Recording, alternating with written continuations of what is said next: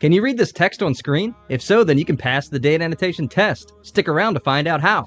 Welcome back. If it's your first time here, thanks for joining us. Today, I'll be starting a series on how to prepare for various large language model training jobs, which we will call LLMs from here on out. Today's focus is data annotation, if you didn't guess already. We're going to break down the key things you should look for when evaluating AI responses, whether you're rating chatbot answers or just curious about what makes a great reply. These are essential points to keep in mind. First up, satisfying the user's intent. The response should give useful information that matches the primary goal of the user's prompt, and it should stick to any specific instructions given. Next, we want to make sure it is easy to understand. Good responses should be crystal clear. That means organized logically, easy to skim or follow, free of confusion. Next is factuality. Accuracy is everything. Responses should be based on well-known or widely accepted facts.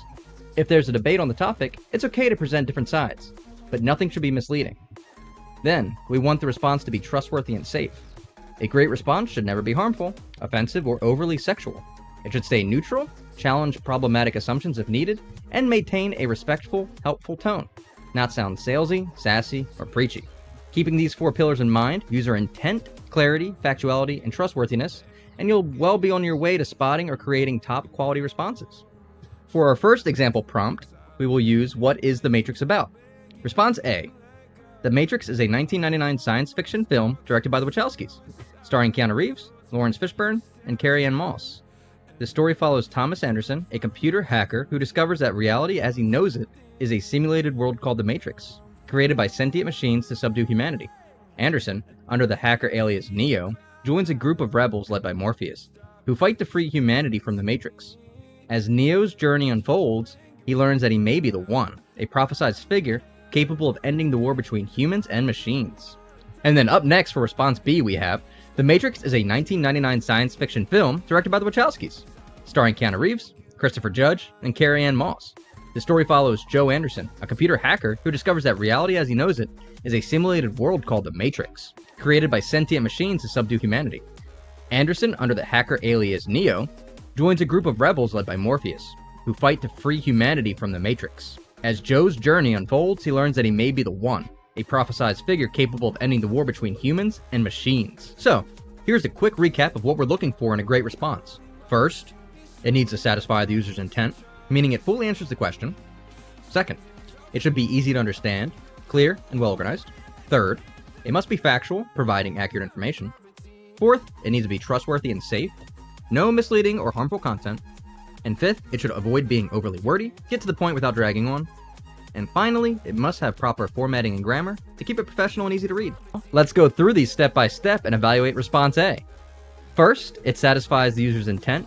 It gives a short, clear summary of the correct movie, The Matrix. It's also easy to understand. The information is presented logically, making it simple for anyone to follow. It appears factually accurate, based on well-known and verifiable sources about the movie. Next, there are no obvious formatting or grammar issues. Everything flows properly. Finally, when it comes to trustworthiness and safety, there's nothing harmful, offensive, or misleading at all here, so it passes that check as well. Overall, response A holds up really well across all the key evaluation points. Now, let's move on to response B. And if you're a Matrix fan, you probably spotted the issues right away.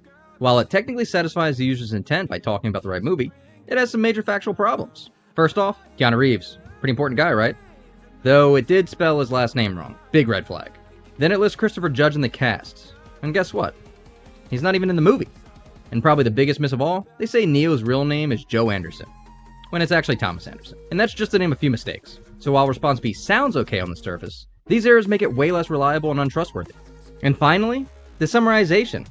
This gives us an opportunity to explain our thought process to other raters and reviewers. We would say something like, response A is better because it's more accurate in listing the correct cast and characters for the movie, followed by response B makes several factual errors, including the misspelling of Keanu Reeves' name, listing an actor who wasn't in the film, and misnaming Neo's character as Joe Anderson instead of Thomas Anderson. Optionally, depending on the task requirements, to make our case even stronger, we could cite a source like IMDb or Wikipedia to back up our points. Alright, that wraps up today's lesson. We covered a lot, from what makes a great response, to how to spot mistakes like misspelled names, wrong character details, and more. Remember, always think about user intent, clarity, factuality, trustworthiness, and good formatting when you're evaluating. These pillars are your best friend in data annotation and LLM work. If you found this helpful, make sure to stick around. I'll be diving into even more creative prompt breakdowns soon, and showing you how to tackle different types of AI training tasks. Got a tricky question, a prompt you're stuck on, or something you want me to walk through? Drop it in the comments. I'd love to go over real-world examples with you in the future videos. Thanks for watching. I'll see you next time as we keep leveling up your skills for the future of AI. Remember, it's not just the future. It's your future.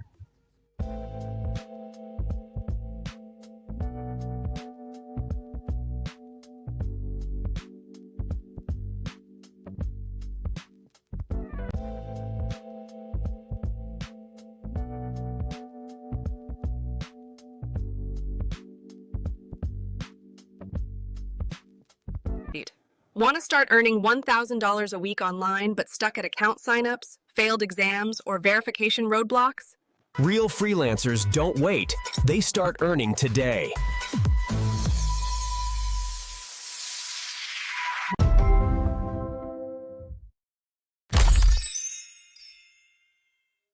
Want to start earning $1,000 per week online but stuck at account signups, failed exams, or verification roadblocks?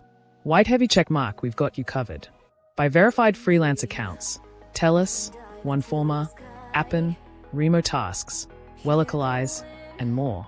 Get exam answers that work and breeze through verifications, all done fast, securely, and anonymously. Globe showing Europe Africa trusted by over 500 freelancers worldwide. Ready to stop failing and start earning?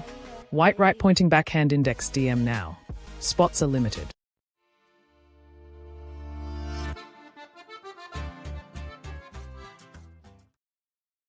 Freelance career? Have you been wondering where to begin? Freelance Hub offers a comprehensive online video course for freelancers. Jumpstart and develop your freelance career. Let me introduce myself. I am a freelance video producer based in London. I've worked with clients like Google, Sony Music, HSBC, Vodafone, and Cisco, to name a few. I've been a freelancer for about 10 years now, and during those years, I've learned a lot about how to build and run my one-man freelance business. That's why now, after years of accumulating a fair amount of insight and experience, I want to share this knowledge with people that are developing their own freelance careers today, to help them make a fast and easy start. I will cover everything I personally wish I knew years ago when I started. Where to begin, how to put together a portfolio, how to find clients, how to negotiate budgets, how to manage difficult clients, how to organize and run multiple projects simultaneously, how to manage the legal aspects of your work, how to better organize your time with your day-to-day work and your personal life around it. I've been working on this course for over a year, and I'm delighted to share it with you now.